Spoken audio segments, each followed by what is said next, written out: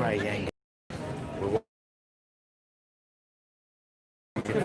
out there, tweet out. Show y'all.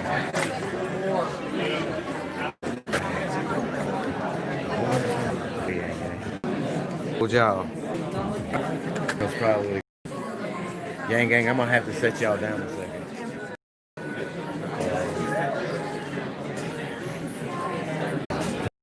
Yo. What's up, man? Oh, dude, you got too much shit. You need me help? Sure. If you want to just hold the Yang Gang for a second. Yeah. Also, there's Wi-Fi. Is there? Yeah. All right. It's called HSD guest, and the password is BR guest. And then you gotta. Can I do that while I'm live? Yeah, I think so. Oh wait, now you undid it. You hold down. No, I know. But, hopefully it'll just continue, and you'll. Pick up better signal. Bam. Dude, nice. All right. Here, now I'll take them. Yeah. Yo, what up, team? Tell them to tweet out and stuff. Hey guys, we are about to go live very soon, so please make sure everyone is aware of the Grassroots Yang Gang on YouTube. The way you can do that is get on your Facebook, get on your Twitter, get on your Instagram, get on your Snapchat, get on your Quora account.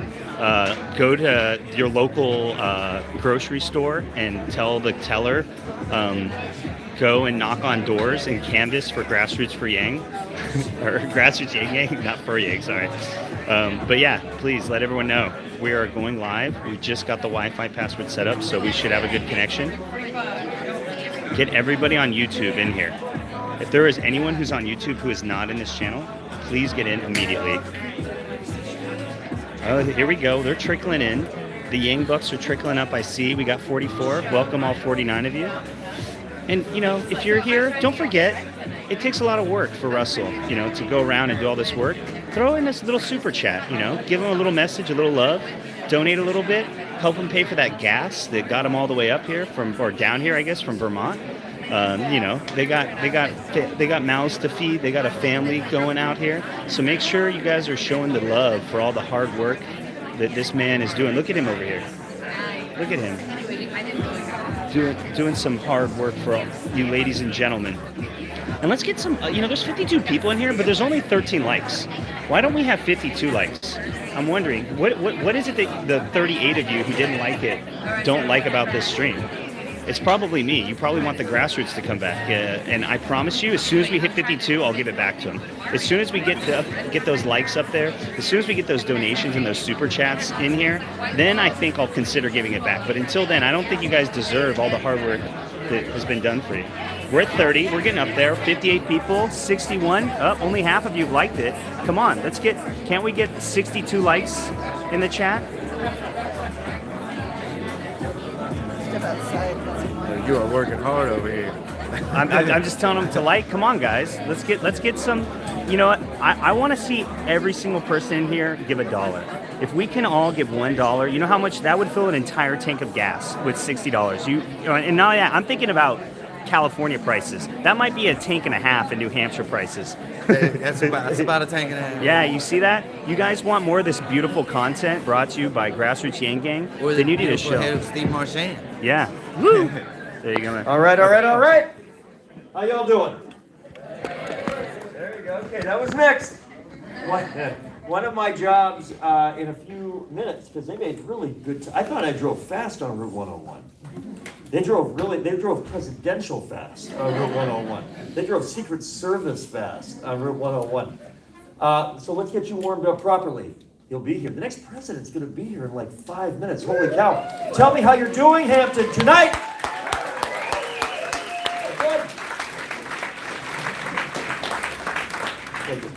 We need a few to wind him up. Once he's president, I can't say that anymore. So if you like state and local politics, all that jazz, we may have crossed paths. My name's Steve Marchand. I used to be the mayor a few miles up the road in Portsmouth, and I ran for governor last year on the Democratic ticket. It's possible even a few of you voted for me. But this just in though. Appreciate that. I did not win. Or there'd be burly security people. You'd be intimidated momentarily. No reason to be intimidated at this point.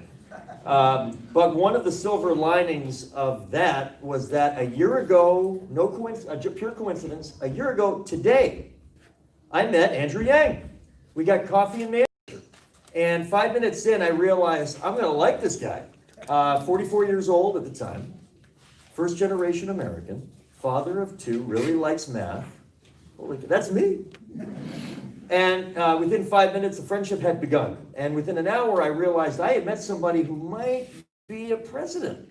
And then we stayed in communication for a few months after that, and in early April became a national level advisor. And so while New Hampshire has been and remains home, it's taken me around the country to preach the gospel of Yang. Yes. And you're like, what did he put? Don't worry. And here's the thing. One of the things that I discovered in traveling with him way back in late March was that he had the most ideologically diverse group of supporters that I had seen in my 20 plus years of Democratic activism here in New Hampshire. I saw Trump voters and Bernie voters like I was last time, and Hillary voters and Jill Stein and Gary Johnson, and I'm never going to vote again people, and I've never voted before people. It's a lot of different kinds of people. And they loved Andrew even though his message was the same no matter who he was in front of. So after one of these events, there was a gentleman with a Make America Great red t-shirt, white letters. You know the iconic script at this point. And I said, sir, you have just spent 90 minutes in a room with a young Asian American man who wants to give every American adult $1,000 a month. Have you attended the correct event? And he said, indeed I have, and here's why. And not a day goes by that I do not think of some form of this. He said that it turns out Donald Trump was the wrong answer to the right question. And it turns out Andrew Yang is the right answer to the right question. So you may be doing what I was doing that day. What the hell is the right question? Here it is. How come at a time when we have record high GDP and record high stock market, record low unemployment, record low inflation, we have been told our entire adult lives, Econ 101. When these things are happening, a lot of good things are happening for all of you, for the people you love, for your community. You should be enjoying unseen levels of prosperity and unseen low levels of anxiety. And your children should unquestionably be in a commanding position to enjoy a higher standard of living than you do. That's the American dream, right? In the 1940s, if you were born then, your children were 93% more likely to enjoy a higher standard of living than you did. If you were born in the 1990s, that number is under 50%. Something has fundamentally changed in a way that takes record GDP and record stock market and equals record levels of suicide and drug addiction and anxiety. So we have seen this wild disconnect. And it turns out that Donald Trump is not the problem. He is a symptom to the problem. And I realized at that point that a MAGA-wearing t-shirt guy could be the biggest Andrew Yang fan this side of this Bernie Sanders 2016 voter. There is much more that we have in common than what separates us. It can build a coalition that can last for a generation that allows us to govern, not just to win, but to govern at a time when transformational change is right in front of us if we're willing to embrace it. That's what I found. And I got to tell you, he was at 16th place when I jumped on, and not because of me, because of a lot of good people. He's as high as tied for 4th place in national polling and heading up. $16.5 million, amen to that. $16.5 million raised in the 4th quarter. He raised $1.7 million in the 1st quarter of this year. He raised $1.3 million on New Year's Eve day. That's called progress. And it allows us to get the message out in a place that can create an opportunity that doesn't happen often. It's the magic of New Hampshire. The New Hampshire primary is February 11th. We have a chance to send a message to America that transformational change in the face of a young, diverse, entrepreneurial, innovative, exciting, authentic person is on the way. That's Andrew Yang. Now, ordinarily I'd say, ladies and gentlemen, Andrew Yang. But I got something pretty cool. I've got the next First Lady of the United States who's joining us this weekend in New Hampshire, Evelyn Yang. All right, in a minute, I'm going to ask you to give an awesome Hampton, New Hampshire, first in the nation primary welcome, because she is an amazing woman. She is a first-generation American herself. She is as intelligent and sophisticated as she is elegant. She is the wind behind this campaign And you cannot run for office without having the support of family and the support of somebody like Evelyn Yang. So without any further ado, ladies and gentlemen, the next First Lady of the United States, Evelyn Yang.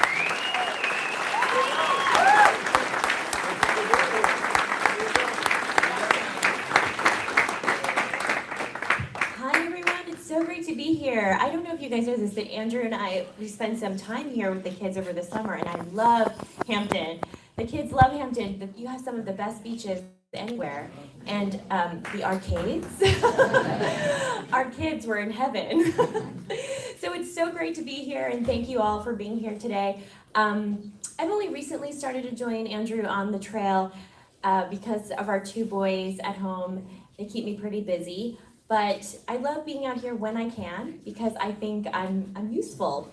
I'm useful to Andrew because after being together for almost 15 years now, I like to think that I'm his best character witness. Andrew is a wonderful father, husband, and friend. He's a man of the highest integrity. He doesn't lie. I've never known him to do a single unscrupulous thing, but he's far from a stick in the mud. As you might be able to tell, he is lots of fun. He's flexible, but he's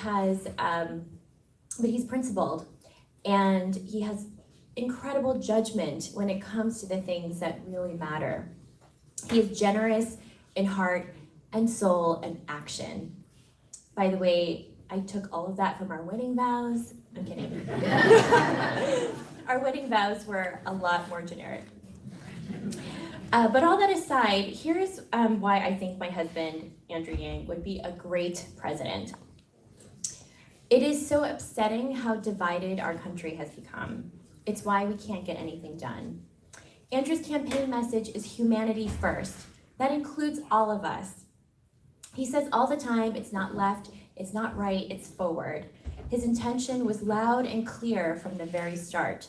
He's not here to play partisan politics. He never dreamed of being president. He never even dreamed of being in politics. His goal is to solve problems and improve the lives of all Americans. Of course, $1,000 a month can't solve all our problems. We as a country have a lot of big systemic changes to work on. And if you look into any of Andrew's 150 plus policy proposals, then you will know that he fully intends to do this work. But the freedom dividend is a critical first step in the right direction. It'll allow so many Americans to finally lift their heads up so that they could plan, save for a rainy day, and look forward to a brighter future. That's why I so embrace this campaign and my husband's work putting humanity first. What humanity first means to me is investing in people first. This will supercharge our families and supercharge our communities. As Andrew puts it, it's the trickle-up economy from our people and our families up. What really bewilders me is this completely top-down approach that all politicians take. It's common sense that you need to take a bottom-up approach as well. What about putting resources directly into people's hands so that they can make the best decisions for themselves and for their families? Andrew is the only one talking about tackling the greatest issues we face today in a people-centered way. It's why the more people hear from him, the more they want to hear from him. He makes too much sense. And then you realize this is what we've been missing in politics. So now the man you've been waiting for, the next president of the United States, my husband, Andrew Yang.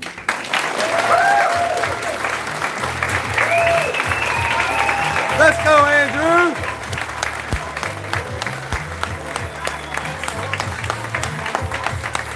Hello, Hampton. How are you? It's so good to see everyone. What's up, people? Thank you. Occasionally, someone thanks me for running for president, and I say with all sincerity, thank my wife. Because number one, she let me run, and number two, she's been sacrificing more than anyone, taking care of our boys while I've been on the road. Thank you so much, Evelyn. I love you and appreciate you. Love you. Did she tell you how our kids love Hampton and the arcades and the rest of it, and we still have the tickets? So you know we're coming back. As soon as the arcades reopen. I went to high school here in New Hampshire. How many of you knew that? Wow, so many. Did we put that in an ad? I don't think we did.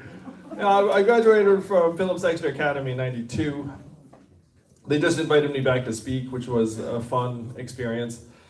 I went to college in Rhode Island, not so far from here. Then I went to New York for law school and became an unhappy lawyer for 5 whole months. I left to start a business. How many of y'all have started a business or club or organization or mailing list? Raise your hand.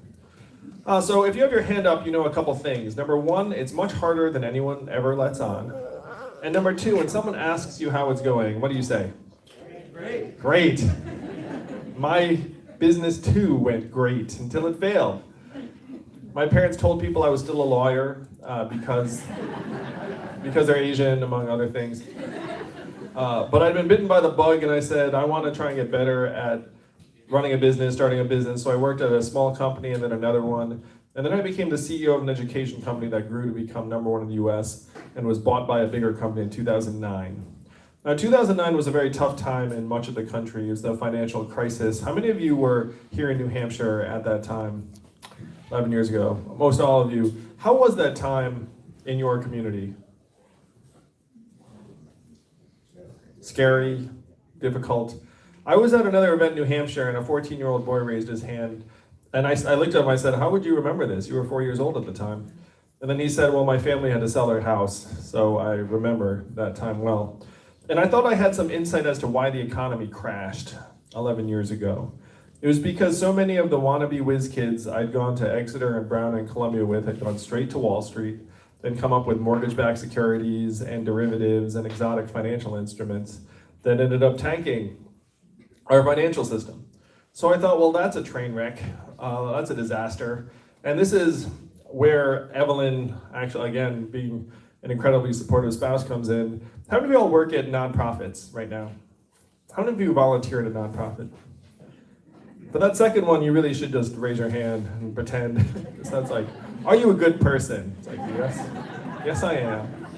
So I left, well, I went to Evelyn in 2009. I said, hey, I want to start a nonprofit that helps create jobs in Detroit, Cleveland, Birmingham, Baltimore, Pittsburgh, and other cities around the country. Because I thought that would be the opposite of Wall Street. I was trying to say, it's like, what is the opposite of becoming this financial alchemist on Wall Street pretending to create value? And it would be, well, actually starting companies that create jobs in communities that could use it. So I quit my job to start a nonprofit. And the question is, how do you start a nonprofit? The way I started a nonprofit was I, again, asked Evelyn, got some of our savings, put it into this 501c3 that I started, and then I started calling rich friends with this question: do you love America? And the smart among them said, what does it mean if I say yes? And then I said, at least $10,000. And then 12 of them said, I love America for $10,000. I was like, I thought you did. So raise a couple $100,000, start Venture for America, and spend 7 years helping to create thousands of jobs in 15 cities around the country. It's a labor of love. It's my highest professional achievement to that point. We were so successful that we were honored by the Obama administration multiple times, so I got to bring Evelyn to meet the president. My in-laws were very excited about me that week. And we're like, she did all right, look at the pictures. But during my time running Venture for America, I saw so much of the country I had not seen before: Missouri, Alabama, Louisiana, Ohio. How many of you grew up here in New England or upstate New York like me? Oh. How about Midwest? South? Southwest, that counts totally. West Coast. A few people. I was staggered by the gulf between regions, where when you fly between St. Louis and San Francisco, or Michigan and Manhattan, you felt like you were crossing decades and dimensions and ways of life and not just a few time zones. But I was still stunned when Donald Trump became our president in 2016, a night that I know you all remember well. How did you respond when Donald Trump won? Bourbon, that's very wise. Shock. Evelyn and I responded in a similar fashion. Well, not the bourbon, but we, but we were also stunned. And to me, this was a giant red flag where tens of millions of our fellow Americans decided to take a bet on the narcissist reality TV star as our president. This is not business as usual. This is like a way, we should really examine what happened. If you were to turn on cable news that night or any night since then, why would you think that Donald Trump is our president today? Why would you think he won? Russia, media, fake news, immigrants, fear, racism, anti-politician. Well, lost jobs is where I ended up landing because I'm a numbers guy. So here are the media-oriented explanations. Russia, racism, Facebook, Hillary Clinton, FBI, emails, electoral college, all sort of mixed together. But the numbers paint a very clear and distinct picture where we automated away 4 million manufacturing jobs over the last number of years. And where were those jobs? Michigan, Ohio, Pennsylvania, Wisconsin, Missouri, Iowa, all the swing states that Donald Trump needed to win and did win. And if you doubt that this is what caused it, there's a straight line up between the adoption of industrial automation in a voting district and the movement to Trump in that district. It's one of the strongest correlations you can find. And you all know what this looks like in part because this happened in New Hampshire just a little bit earlier. You all lost over 12,000 manufacturing jobs, primarily in the northern part of the state. And if you've been to those towns, you've seen that after the plant or mill closed, the shopping district closed, people started to leave, the school shrank, and that community has never recovered. I saw the same thing in Missouri, Michigan, Ohio, Western Pennsylvania. And unfortunately, what happened to those manufacturing jobs is now shifting to other parts of the economy. How many of you have noticed stores closing around where you live here in New Hampshire? And why are those stores closing? Amazon, that's right. Amazon's hooking up $20 billion in business every year, closing 30% of our stores and malls. The most common job in the economy is retail clerk. An average retail clerk is a 39-year-old woman making between $8 and $10 an hour. What is her next job when the store closes? How much did Amazon pay in taxes last year? 0. That is your math, Hampton. 20 billion out, 0 back, 30% of your stores and malls close. Most common job starts to disappear. We can all see the self-serve kiosks in the grocery stores and the fast food restaurant and the CVS, but it's more pervasive than that. When you all call the customer service line of a big company and you get the bot or software, I'm sure you do the same thing I do, which is you pound 000, say human, representative, over and over again until you get someone on the line, right? Raise your hand if that's what you do. Oh yeah, we all do that. That software is miserable. You're like, oh, please let this company still employ a human. Then we go and get someone. But in 2 or 3 short years, the software is going to sound like this. Hey, Andrew, how's it going? What can I do for you? It'll be fast, seamless, peppy, efficient.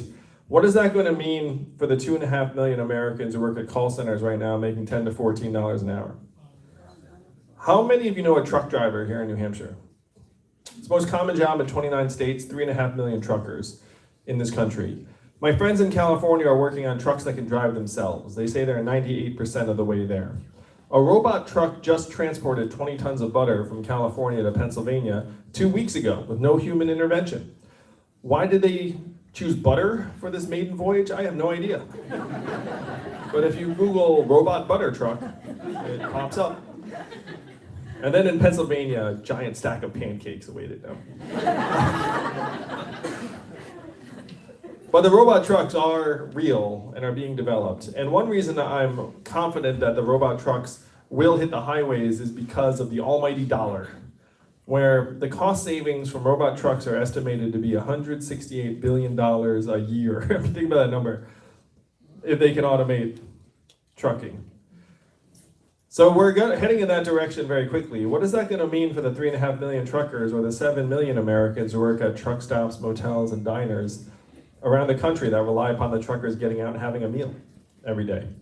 Almost 10% of the jobs in the state of Nebraska support trucking. What happens to those communities when the trucks don't need to stop in Nebraska because it's a robot that doesn't need to sleep or eat? We're in the midst of the greatest economic transformation in the history of our country, what experts are calling the fourth industrial revolution. When's the last time you heard a politician say fourth industrial revolution? Just now, 3 seconds ago. And as Evelyn will tell you, I'm barely a politician. We laugh about the fact that I'm running for office, and she said like years ago that you would make a terrible politician because you're terrible at lying. So these are the facts and figures I was unpacking in 2017. Trump wins. I'm literally the Mr. Entrepreneurship who's getting medals and awards, being like, oh my gosh, my work's like pouring water into a bathtub that has a giant hole ripped in the bottom. The water's rushing out. It's just going to accelerate as trucks and AI get stronger and smarter. So then I go to our leaders in DC and I ask them, what are we going to do to help our people manage this transition? And what do you think the folks in DC said to me when I said, what are we going to do? Nothing. Crickets. Retrain. That one definitely does come up. At another event here in New Hampshire, someone made the Scooby-Doo noise. They were like, whoa, whoa, whoa, whoa. So the responses I got in DC were, number one, we cannot talk about this, Andrew. That's literally, that was like verbatim. Number two was, we should study this further. And then number three is, we must educate and retrain all Americans for the jobs of the future. How many of you have heard someone say something like that? Yeah, that one sounds halfway responsible. But then I said, look, I'm the numbers guy. I looked at the studies. Do you all want to guess how effective the government-funded retraining programs were for the manufacturing workers who lost their jobs in the Midwest? Now, you know it's low because one, I just anchored you low, but two, you also know people. You know human beings. It's like, turn me into a coder. It doesn't make any sense. The success rates were 0 to 15%. Half of the manufacturing workers who lost their jobs never worked again. Of that group, half filed for disability. You then saw surges in suicides and drug overdoses in those communities, to the point where America's life expectancy has now declined for the last 3 years in a row. First time in 100 years that's happened. Last time it happened was the Spanish flu of 1918, global pandemic that killed millions. Now we're at that point again. In a developed country like the US, it is highly unusual for your life expectancy to ever decline. It ordinarily just keeps going up because you're getting richer, stronger, healthier. But then the US has gone down and then down and then down again, because drug overdoses and suicides have each overtaken vehicle deaths for the first time in American history. So when I said this to the folks in DC, they said, well, I guess our retraining programs will get better. And one person said something that brought me here to you all today. He said, Andrew, you're in the wrong town. No one here in DC will do anything about this because fundamentally this is a town of followers, not leaders. And the only way we will do something about it is if you were to create a wave in other parts of the country and bring that wave crashing down on our heads. And I said, challenge accepted. I will be back with the wave in 2 years.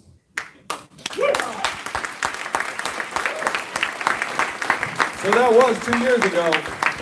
And I'm standing before you today, fifth in the polls and rising to be the Democratic nominee. We raised $16.5 million in the last quarter in increments of only $35 each. So my fans are almost as cheap as Bernie's. But there's no core PAC money there. This is an uprising of the people to take back our own government. And you all have outsized power in our country to make that happen, just like that, in a month. I've done the math. Do you know how many Californians each New Hampshire voter is worth? 1,000 Californians each. That's right. So look around this room. How many of us are here today? I'm going to give a Trumpian estimate. There are 800 people in this room. It's the biggest room anyone's ever seen. I'd say there are about 120 people here. 120 people would still be 3 football stadiums full of Californians worth of power. You all have this ability to do something that the rest of the country only dreams about. The rest of the country looks up and sees our government pipes just clogged full of lobbyist cash, and they say there's nothing they can do to flush the pipes clean. They're generally right. You are some of the only people in the country that can flush the pipes and actually rewrite the rules of the 21st century economy to work for us, to work for you, to work for our kids. If you were born in the 1940s in the United States of America, there was a 93% chance that you're going to be better off than your parents. That's the American dream. That's what brought my family here, Evelyn's family here. That's what we all aspire to. If you're born in the 1990s, you're down to a 50-50 shot, and it's declining fast. That is why we feel the way we do. Raise your hand if you're a parent, like me and Evelyn. If you're a parent, you have had this sinking feeling that we are leaving our kids a future that is less stable, less secure, less prosperous than the lives that we have led. You've had that feeling because it's true. We are. The question is, how do we turn that around? How do we change that so that our kids will live a better life than we have? Now that's what this campaign's about. We have to take a different vision of our economy to the rest of the country as quick as possible. Make it real in 31 short days. Did I get that right? What's the date? Today's the 11th. You guys are voting the 11th. It's 31 days. All right. All right, good. I should know this because my birthday is on Monday, and that's the 13th.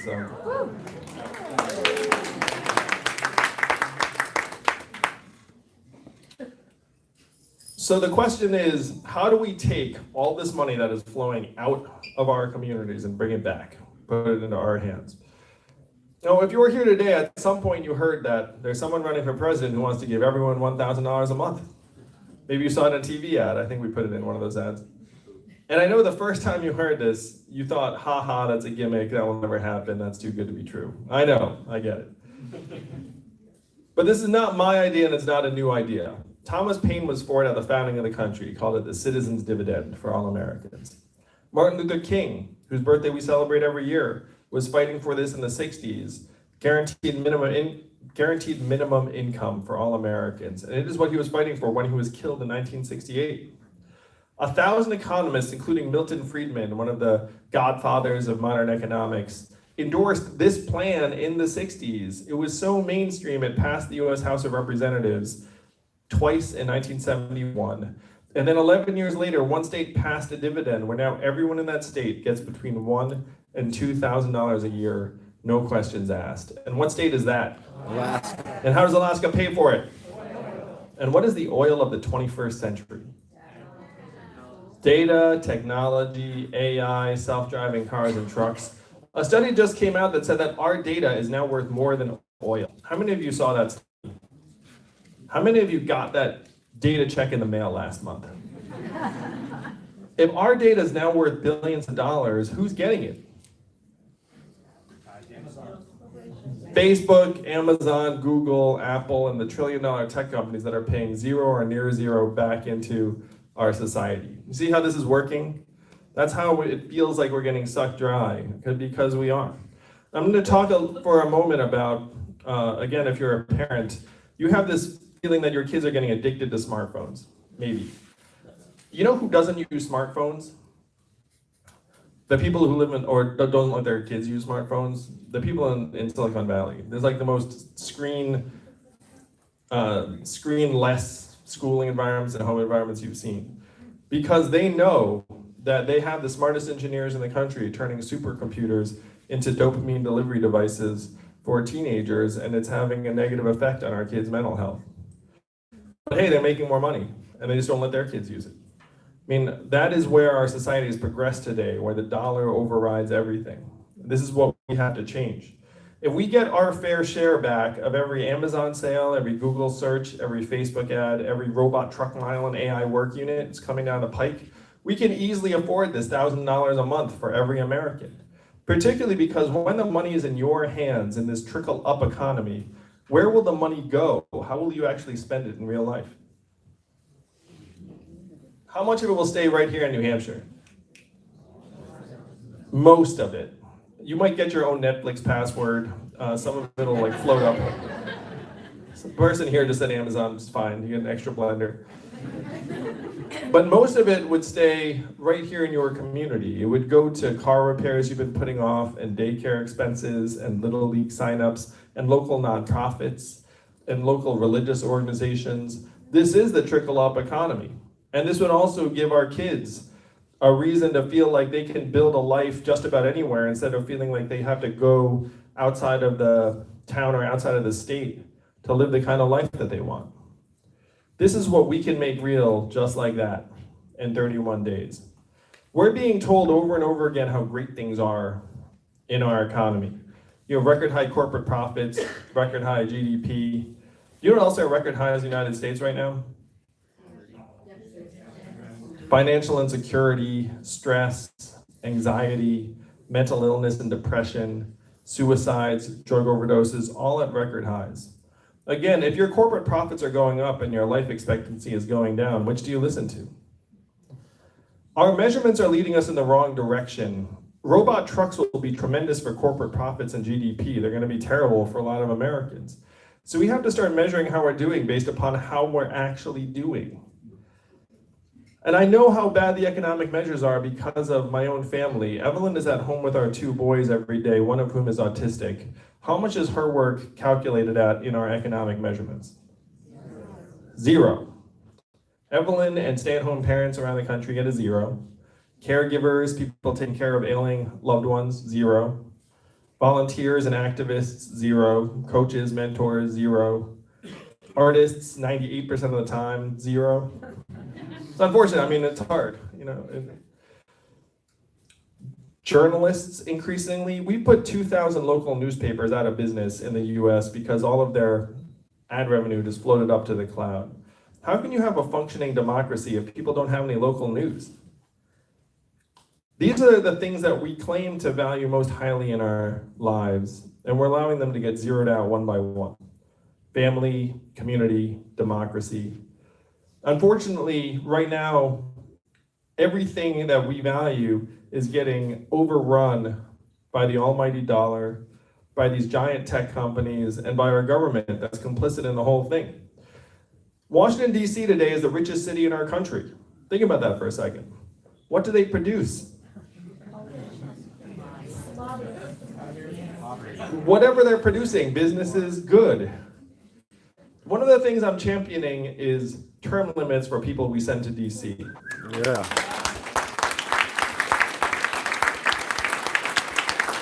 Their job should be to get something done for us and then come home. It should not be to try and crouch there for as long as possible and make a career out of it. I guarantee you all, after I'm your president for 8 years, I will do everything I can for the American people, and then you will never hear from me again.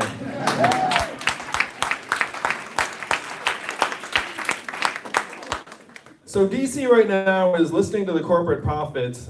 We have to start measuring our economy by how we are doing. Things like wellness and life expectancy, mental health and freedom from substance abuse, clean air and clean water, and environmental sustainability. Proportion of Americans who can retire in quality circumstances. Childhood success rates. These are the real measurements of our society, and this is what I would upgrade GDP to as your president. I would go to the Bureau of Economic Analysis and say, hey, GDP, 100 years old, kind of out of date. Even the inventor said 100 years ago, this is a terrible measurement for national well-being and we should never use it as that. So riding it off a cliff right now seems really stupid. So I would modernize it to this scorecard that tells us how we are doing in our communities, and I would present the real data to you all every year at the State of the Union. I would be the first president to use a PowerPoint deck at the State of the Union. This is how we humanize our economy and make it so that the machines are working for us instead of us all working for this capital efficiency machine.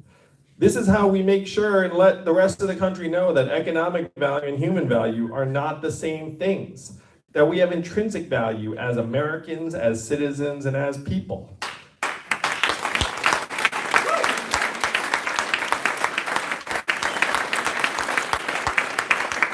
This is how we can turn it around so we can look our kids in the eyes and say that we fought for a future that is as bright for you as you deserve, that your country loves you, your country values you, and your country will invest in you. I love being here in New Hampshire because you all have the power to make this happen, just like that. I could be talking about this in just about any other part of the country, and it would just be a vision. But in your case, you have the power to take this vision to the rest of the country and have it spread like wildfire. I stand before you today. No one had ever heard of Andrew Yang, what, 10 months ago, like whatever it was. I'm not someone who dreamt about being president of the United States. These were not conversations in the Yang household, trust me. My parents were not like, you're gonna grow up to be president someday. They were more like, you're terrible. Go clean your room. I'm running for president because, like many of you here in this room, I'm a parent and a patriot. I see that we can do better for our kids. I have seen the future that lies ahead for them if we do not change things, and it is not something I'm willing to accept. Yeah. They deserve better, and we can do better than us. So this is what we need you to take to the country in 31 days, Hampton. Donald Trump is our president today because he had a very simple message. He said he was going to make America great again. What did Hillary Clinton say in response? America's already great. Remember that? It's been a long 3 years, I know. But it's about to end.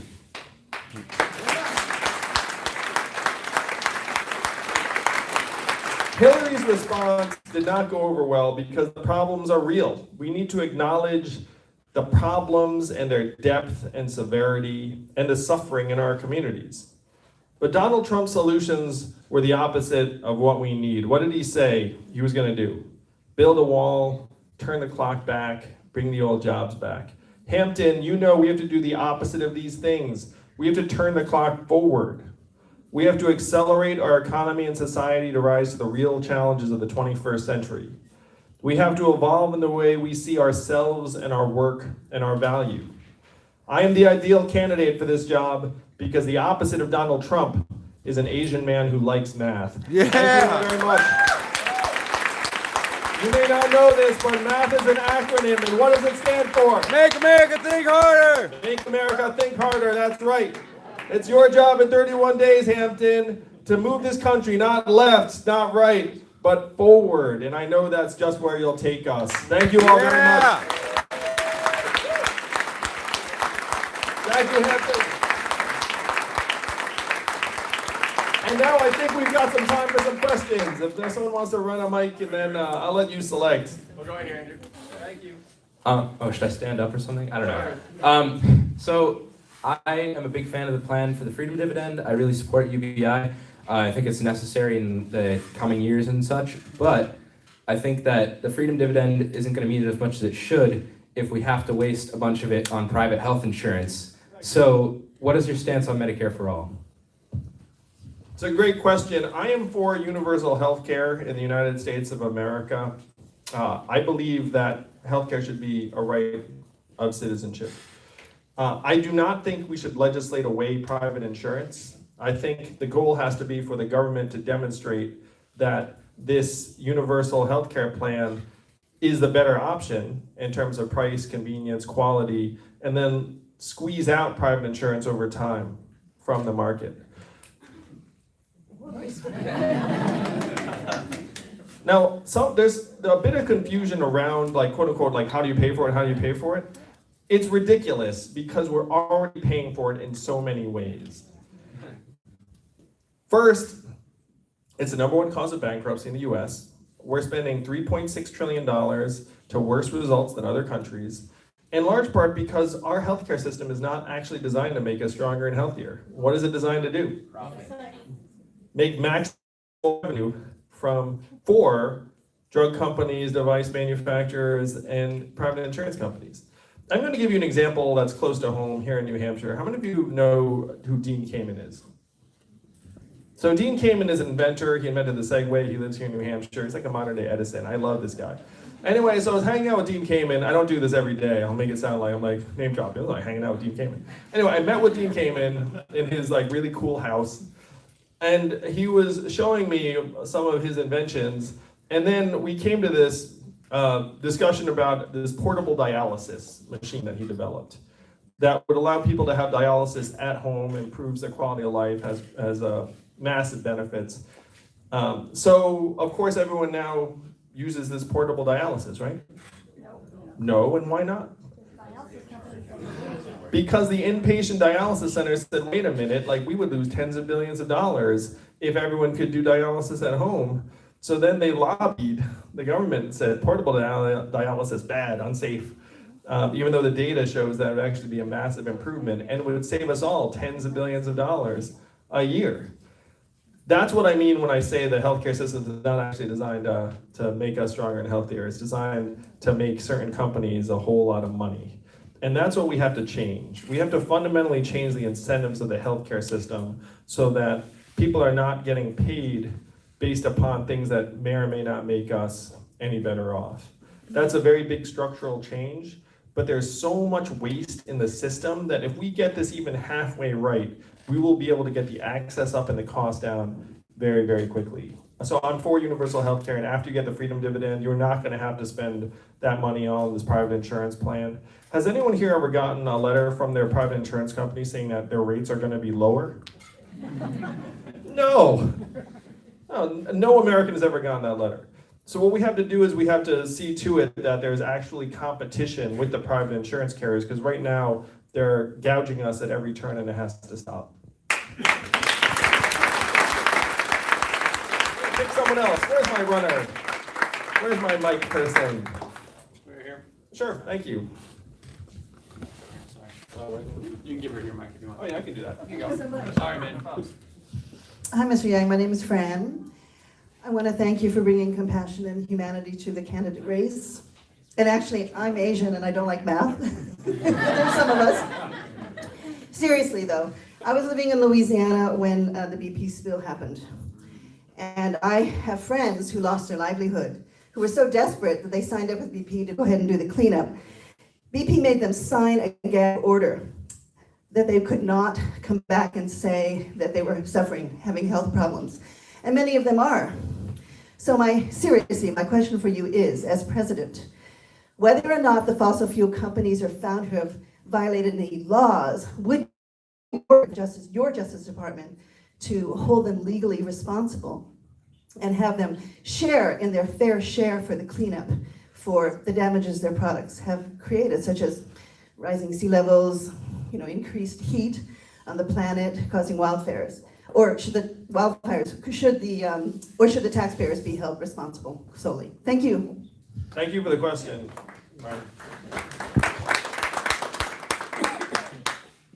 Of course they should be paying more. And one of the first things I do as president is put a price on pollution. Because right now when a company or industry pollutes, who pays? We all pay. How many of you all are concerned about climate change? Yes, me too. This is this giant threat that's bearing down on us. And one of the frustrations I have is when politicians talk about preventing climate change, we're already on the curve. Like the 4 last years have been the 4 warmest years in history. In Portsmouth, they already have buildings that are flooding more regularly and shrimping businesses that have been devastated because the shrimp don't flourish. So we need to do everything we can, number one, to put a price on pollution, zero out the subsidies that have gone to fossil fuel companies who do not need them anymore, they're wildly profitable, take those subsidies and move them over to solar and wind and renewable sources of energy, invest hundreds of billions of dollars in making our communities stronger, more resilient, more adaptive right now, because it's more expensive to rebuild a town after it's been devastated than it is to try and make that town more secure ahead of time. How much is climate change going to cost? Everything. Trillions, everything, a massive amount of money. So that's what we have to do. We have to incorporate it into the bottom lines of these companies. If they pollute, they should be paying more into our society, and then we take that money and start moving us in the right direction. One of the biggest challenges about this, though, is that the United States of America is only 15% of global emissions, which means that the other 85%, if it continues to rise, then even if we were to get ourselves down to zero, it would not change the general direction. And what's happening in the rest of the world is that China is going to Africa saying, hey, we've got coal-burning power plants for you. And then what do the African government say? Sure. Thank you, we'll take it. They don't care about how clean or dirty the energy is, they just want energy cheap. So what do we have to do if we want to change that? we have to go to the same African government and say, do not take that coal burning power plant, take these solar panels, and we will subsidize them. We'll make it a no-brainer for you. That is where we have to try and lead the rest of the country. Realistically, though, it's with us now. We have to invest in making ourselves safer now, and we can't leave families on their own to fend for themselves, because it's not any individual's fault that their home got destroyed or that their town has been devastated. So we need to say, look, that's a national scale problem, and we need nation scale resources to make us safer right now. But are you in favor of holding them legally responsible? Yeah, very much so. Know that. Yeah. Oh, very much so. So one of the things that drove me to all this, like, I was so disgusted by the Wall Street bailout. You all remember voting for the $4 trillion bailout of Wall Street?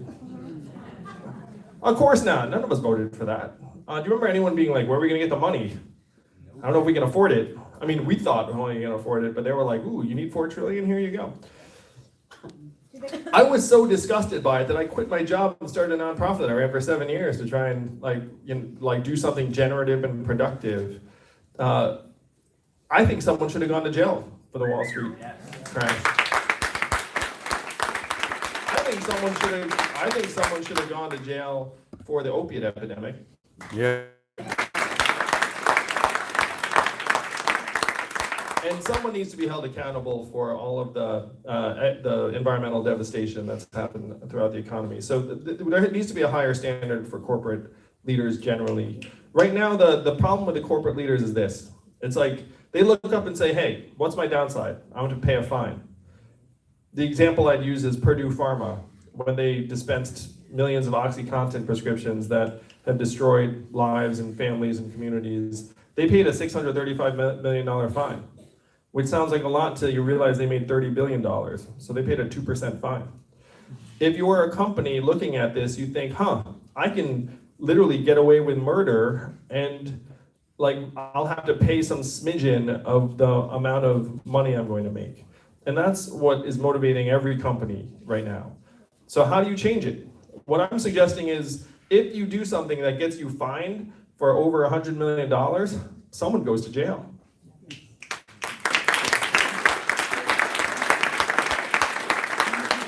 That's the only way you change behavior.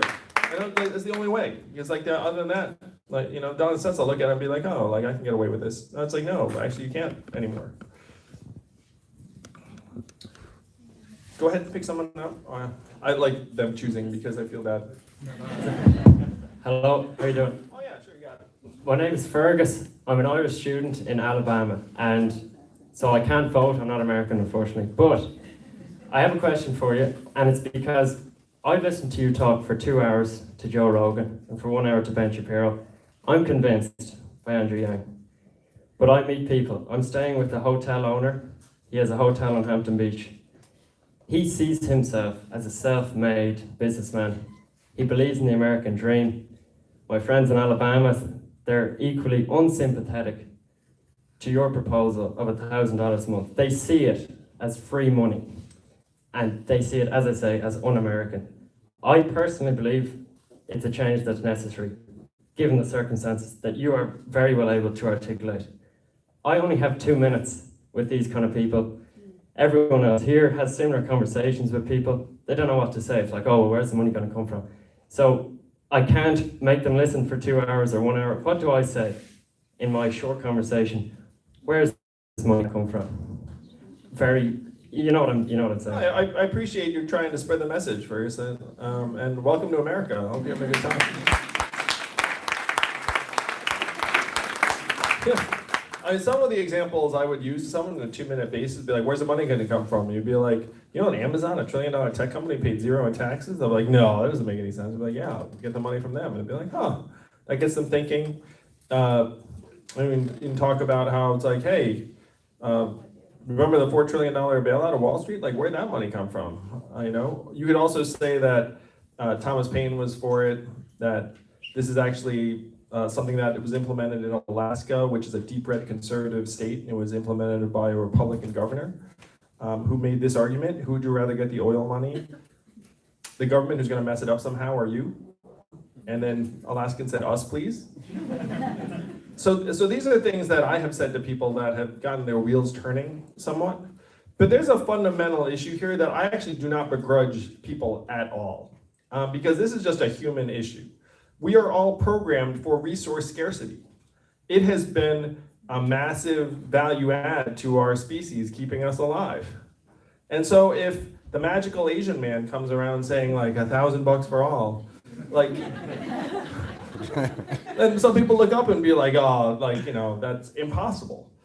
And if they think that, it's because resource scarcity has served them very, very well. You know, the problem here, though, is that if you adopt resource scarcity now in this time of historic change, then the water level is going to shrink on us. We're going to turn on each other, and it's just going to get very, very hairy. And so what you have to do is you have to try and shift us towards a mindset of abundance instead of a mindset of scarcity. That's a very big switch. That's a switch that not everyone will be able to naturally embrace. And what I would say, Fergus, is that's actually okay. Like, it's okay for someone to feel like, you know, like this thing that they frankly like orient their entire lives around is scarce, and that someone who's suggesting that we can do better for ourselves, like, is a bit of a reach for them. What we have to do is just keep giving them steps so that they come closer to it over time, and they realize that it's ours already, we deserve it, and then putting this money into our hands is actually deeply, deeply American. But that's a process, and I wouldn't expect someone to get there all at once.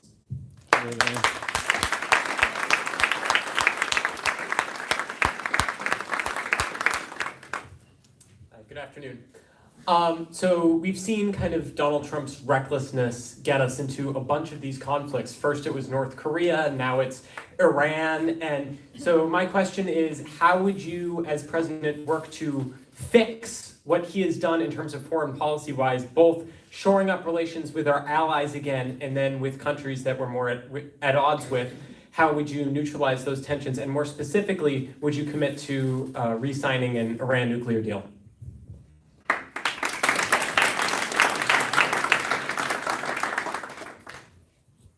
I was one of the few candidates who just came out and said that killing General Soleimani was a mistake. And that it was disproportionate to what had gone before. It ended up costing lives, and it wasn't American soldiers' lives yet, which I'm very, very grateful for. But it did end up killing that airplane full of passengers, including 69 Canadians and others who had nothing to do with anything, obviously.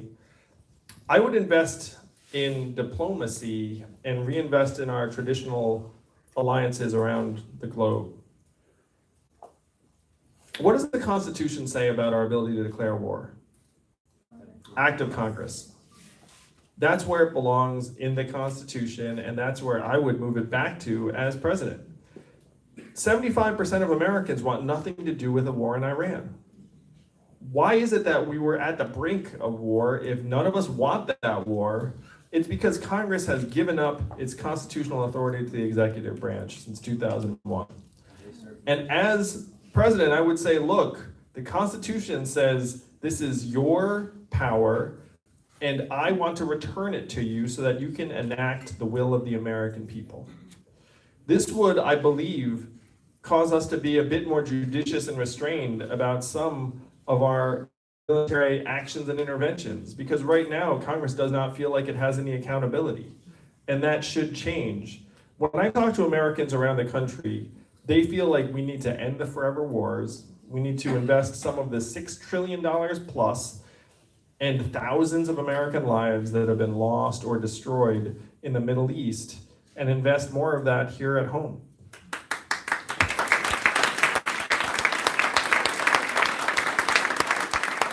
You know, I think this is one area where I think that, like, I would adopt, frankly, like a citizen's common sense approach to a lot of the things that we've been doing in the world. Where it's like, American people want nothing to do with the war in Iran.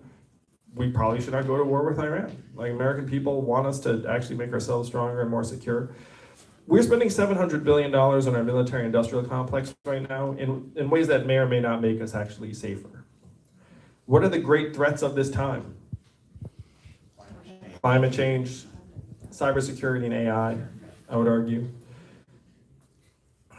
So does an extra aircraft carrier help make you more secure against climate change or having the Russians hack your infrastructure? Not particularly. So we need to shift some of the $700 billion we're spending every year towards the real threats of this time. And even if we were to scale back our investment in our military, even by a significant proportion, we'd still be way over any of the other nations of the world. Plus, if we do our jobs and rebuild our partnerships and alliances, we'll actually have a coalition if any military action is necessary. But would you re-sign a new Iran? Oh yeah, I mean the problem is that now the Iran nuclear deal is sort of dissolved because we pulled out and then Iran pulled out. But in my opinion, us pulling out in the first place was a mistake. And so as president, I would communicate to Iran and say, hey, look, new president, new administration, want nothing to do with more disproportionate provocations. Let's get back to the table and figure out how we can resuscitate that deal.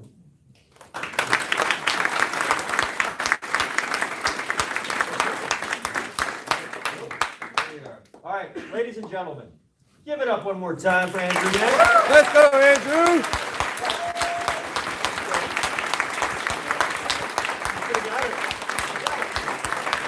All right.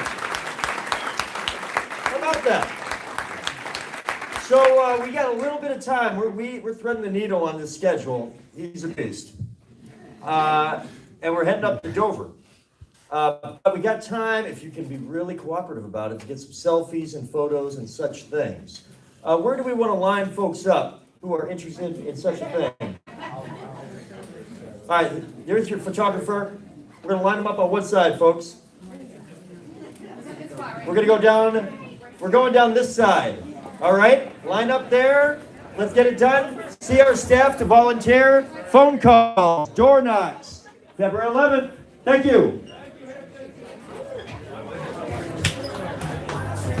Uh-oh, here comes the demonetization. They're playing this theme song. Demonetized. That's all right.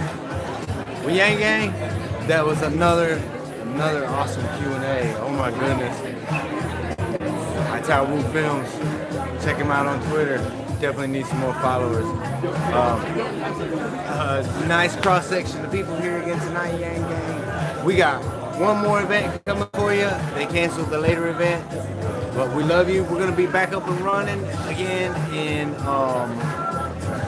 in like 20 minutes, 30 minutes, something like that.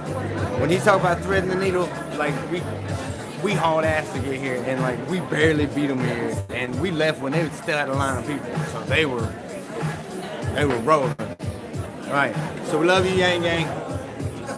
See you soon.